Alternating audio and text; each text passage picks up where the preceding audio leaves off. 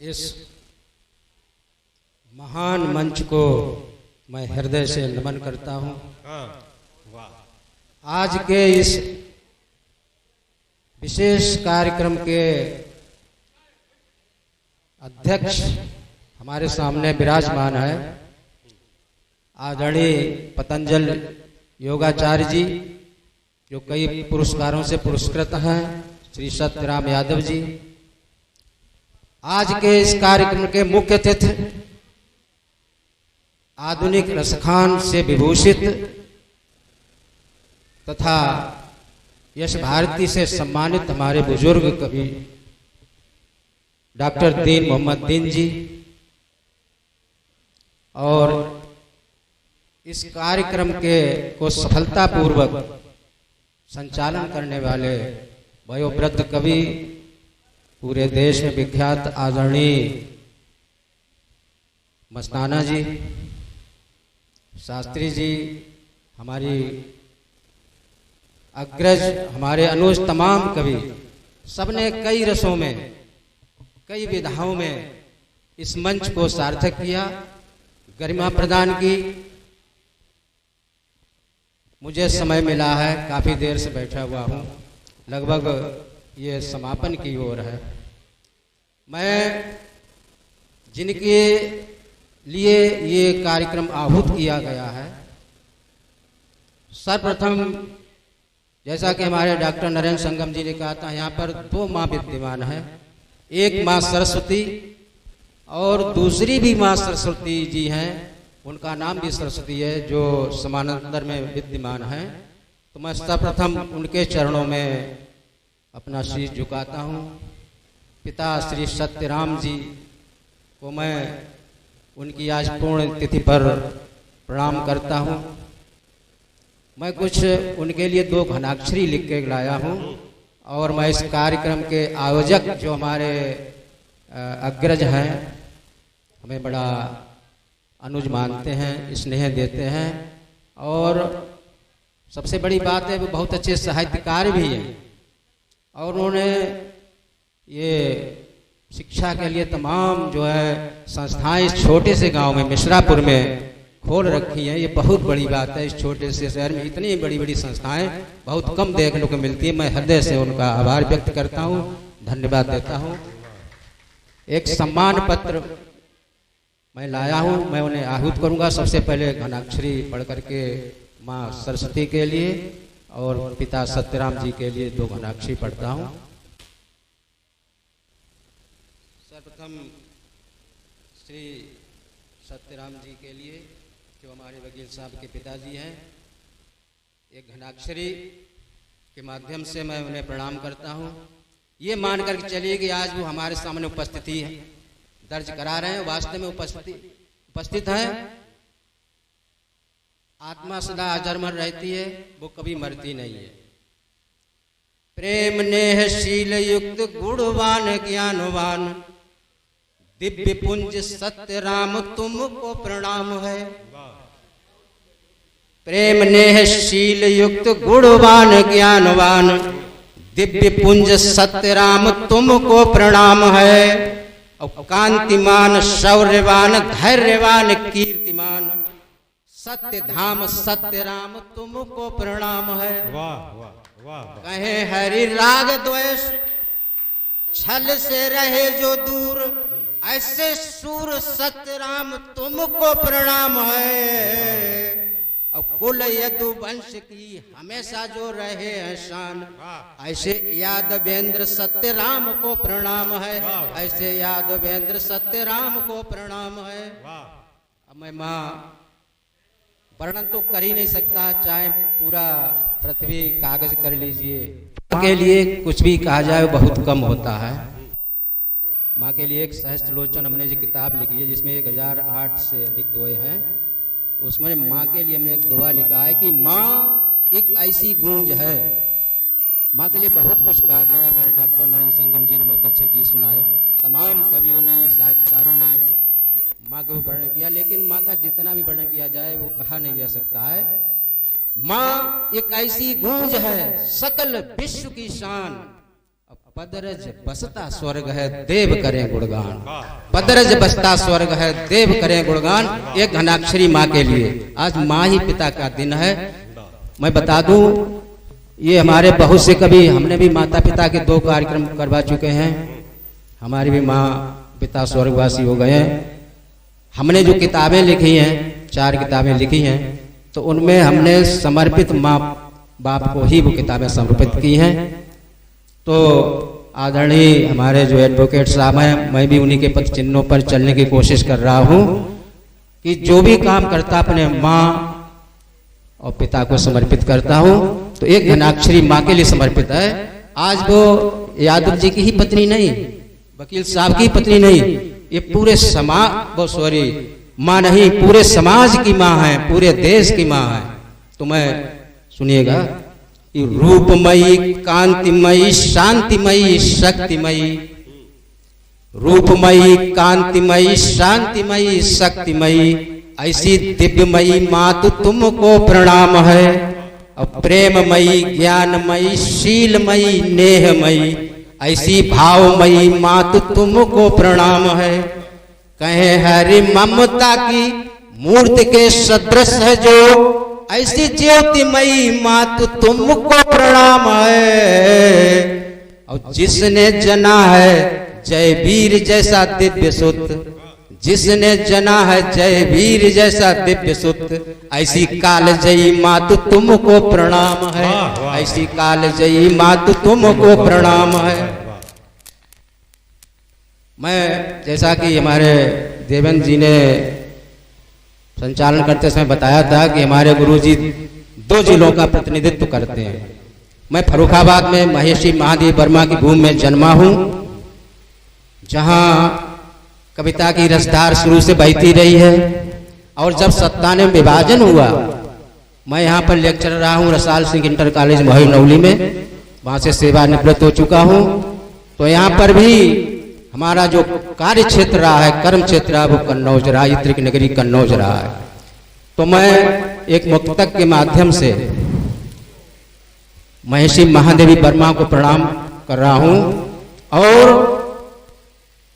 कवि क्या है, वो यथार्थ से अगर जुड़ा नहीं है, उसकी कविता में कोई पैनापन नहीं होता है। जो भी बात लिखी जाए वो यथार्थ से संबंधित हो, आदर्श से नहीं, यथार्थ से संबंधित होनी चाहिए। तो एक मुक्तक पेश है कि हर स्पंदन हर धड़कन में, हर स्पंदन हर धड़कन में पल पल बहे तरलता है। अंतस में अनुराग छुपा पानी में सहज सरलता है। अंतस में अनुराग छुपा पानी में सहज सरलता है। और करुणा किसके हृदय से निकलती है? बताया गया कि कविता जो है हृदय का प्रभाव है, ये दिमाग की उपज नहीं है। कि सागर सी गहराई जिसमें और व्योम सरिस है ऊंचाई, हरि ऐसे मानव का हृदय पीड़ा देख पिघलता है, पीड़ा देख पिघलता है। एक मुक्तक व्यक्ति सफल कौन होता है? हमने एक फार्मूला बनाया है कि संघर्ष समय जो देता है, समय देता है, संघर्ष करता है, तो वही व्यक्ति सफल होता है, सफलता उसी को मिलती है। तूफानों से जो टकराए, ये युवा लोगों के लिए है जो हाथ पर हाथ धरे बैठे, ये समझ लें। अब आज हमारे देश में युवाओं की भरमार है, लेकिन बड़े खेद के साथ कहना पड़ रहा है कि आज हमारा युवा वर्ग जिस दिशा में जाना चाहे उससे कुछ पथभ्रष्ट होता जा रहा है।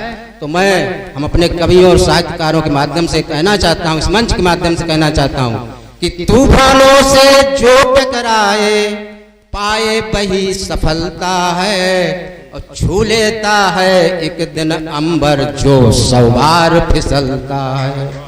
छू लेता है एक दिन अंबर जो 100 बार फिसलता है।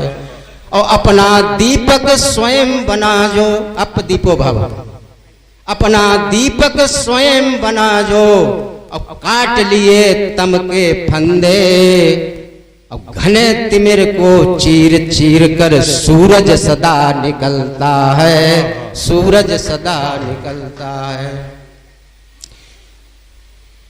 हमारा जीवन बहुत संघर्ष में रहा है और मैंने जो कविताएं लिखी हैं वो यथार्थ से प्रेरित है। हमने जो भोगा है या भोगते हुए लोगों को देखा है। सन 77 से मैंने लिखना प्रारंभ कर दिया था और वही चीज लिखता हूं जो मैं यथार्थ से परिपूर्ण हूं, वैसी चीज में विश्वास नहीं करता हूं और उन्हीं लोगों की प्रशंसा भी करता हूं। मेरी प्रशंसा उन लोगों को कभी नहीं मिल सकती। हमारे सामने हम बड़े भाग्यशाली हैं, हम इन्हें रोज प्रणाम करते हैं। भाग्यशाली तो हम हैं कि आदरणीय कैप्टन साहब, मैं तो कहूंगा हिंदुस्तान में अगर टॉप 5 लोगों में अगर कोई स्थान है तो आदरणीय कैप्टन साहब का है, जिन्होंने कारगिल के युद्ध में हराया था लोगों के। गोलियां लगी थी, एक टांग भी चली गई, लेकिन वो साहस, वो वीरता भी इनके अंदर विद्यमान है। मैं एक मुक्तक इनके नाम पढ़ता हूं जो आज के कार्यक्रम की विशिष्ट देती है कि मौत से बेखौफ होकर लड़ रहे हैं। कारगिल का चित्र सामने रखिए। मौत से बेखौफ होकर लड़ रहे हैं, गोलियां खाकर वो आगे बढ़ रहे हैं और लेट गया वीर सैनिक कारगिल में। अब जंग का इतिहास खून से गढ़ रहे हैं, जंग का इतिहास खून से गढ़ रहे हैं। मैं इन्हें प्रणाम करता हूं और हम जो सबसे ज्यादा प्रेरित हैं शहीदों से, ये तो जीते जी शहीद हैं। ये समाज के लिए कैसे उदाहरण है कि हमारे अंदर जोश आना चाहिए। मैं इनकी जवानी को प्रणाम करता हूं।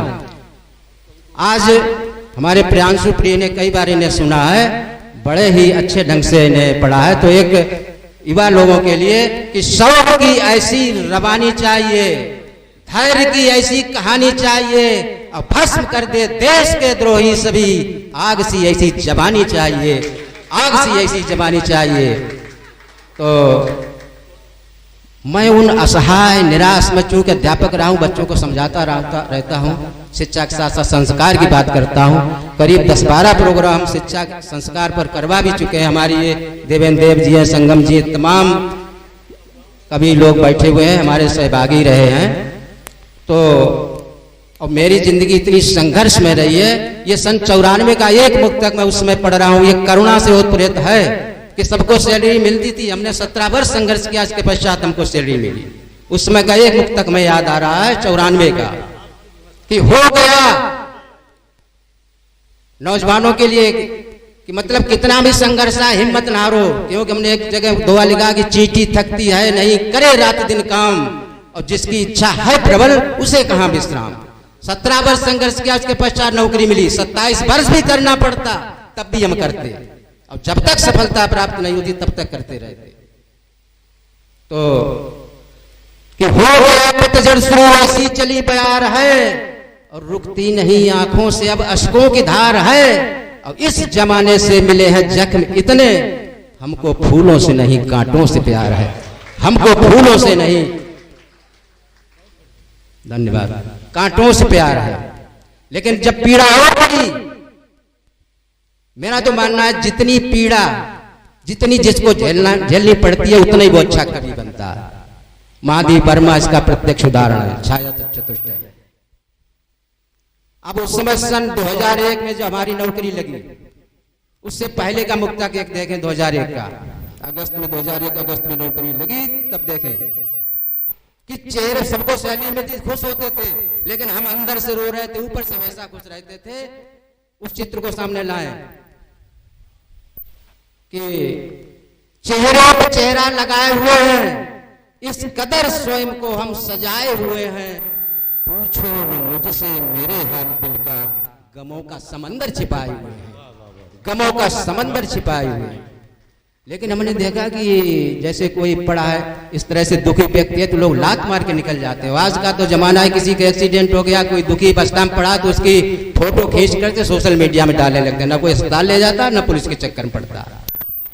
ये आज की युवा, तो युवा लोगों के नाम पर भी एक मुक्तक पढ़ता हूं कि हमारी बात अगर बुरी लगती है उसके लिए पहले से क्षमा मांगता हूं। करे मांस मंदिर आकाश सेवन, और पीते सिगरेट बीड़ी है, लूट डकैती रेप और दंगा चढ़ते इनकी सीढ़ी है। नहीं जानते इज्जत क्या माँ बहनों और बुजुर्गों की, क्षमा करें इनको भगवान, क्या यही आज की पीढ़ी है, क्या यही आज की पीढ़ी है। तो दुखी मत हो, संघर्ष करो, आगे बढ़ो, इतनी सफलता बस मिलेगी। हमने फिर इस तरह के मुक्तक, हमने दुखी वाले मुक्तक छोड़ दिए, हंसना शुरू कर दिया, दुखी होना छोड़ दिया कि बेदरा का घूंट मैं पल पल पीऊंगा, बेदरा का घूंट मैं पल पल पीऊंगा, जिंदगी का आज मैं हर पल जीऊंगा, है रास्ता कांटों भरा तो क्या हुआ, छू सका तो आज मैं नवतल छूंगा। इस तरह पर चांद लाना चाहता हूँ, गीत अब खुशियों के गाना चाहता हूँ, और लाख डाले ऐ जमाने तू सितम, हर सितम पर मुस्कुराना चाहता हूँ, हर सितम पर मुस्कुराना चाहता हूँ। तो कभी अपने को कमजोर मत पड़ने देगा, क्योंकि आज का समाज क्या है। एक मुक्तक हमने लिखा था, वो याद आ रहा है कि संधि कम विग्रह अधिक है जिंदगी के व्याकरण में, संधि कम विग्रह अधिक है जिंदगी के व्याकरण में, और वासना की गंध आती आदमी के आचरण में, अब हो गया है व्यक्ति का भी इस कदर नैतिक पतन, आज के हैं लिप्त लक्ष्मण जानकी के अपहरण में, आज के हैं लिप्त लक्ष्मण जानकी के अपहरण में। और आदमी का विकृत रूप कितना हो गया है, मन करता है कहीं ऐसा चले एकाकी जहां कहीं आदमी की शकल सूरत देखने को न मिले, लेकिन हम भी आदमी की शकल अख्तियार किए हुए हैं। किसी गीतकार ने लिखा कि तू जहां जहां चलेगा तेरा साया साथ होगा, तो हमने लिखा कि प्रीत गहरी हो गई तन्हाइयों से, जुड़ने लगा हूं भाव की गहराइयों से, और इंसान की तस्वीर जब देखी करीब से, इंसान की तस्वीर जब देखी करीब से, जुड़ने लगा हूं, वो डरने लगा हूं स्वयं की परछाइयों से, डरने लगा हूं स्वयं की परछाइयों से। टाइम बहुत हो चला है, हमें भी बहुत दूर जाना है, तो अंतिम मुक्त कहकर अपना स्थान सुनाने को तो एक गीत था, काफी देर से बैठे हुए हैं, जो युवा लोगों के नाम था, लेकिन इशारा हो रहा है कि टाइम नहीं है, फिर वैसे तो हमें बुलाते ही रहते हैं देवेंद्र देव जी, हमारे आदरणीय वकील साहब। तो अंतिम मुक्त कह करके कि आपके जज्बातों की कद्र करता हूँ, आपके ख्यालातों की कद्र करता हूँ, अगर जिंदगी बाकी रही तो फिर मिलेंगे, आपकी मुलाकातों की कद्र करता हूँ। वाह वाह, हमको न जाति वर्ग का संसार चाहिए, और न भेदभाव का व्यवहार चाहिए, और स्वर्ग सी हो जाएगी जिंदगी सबकी, बस आदमी को आदमी का प्यार चाहिए, बस आदमी को आदमी का प्यार चाहिए।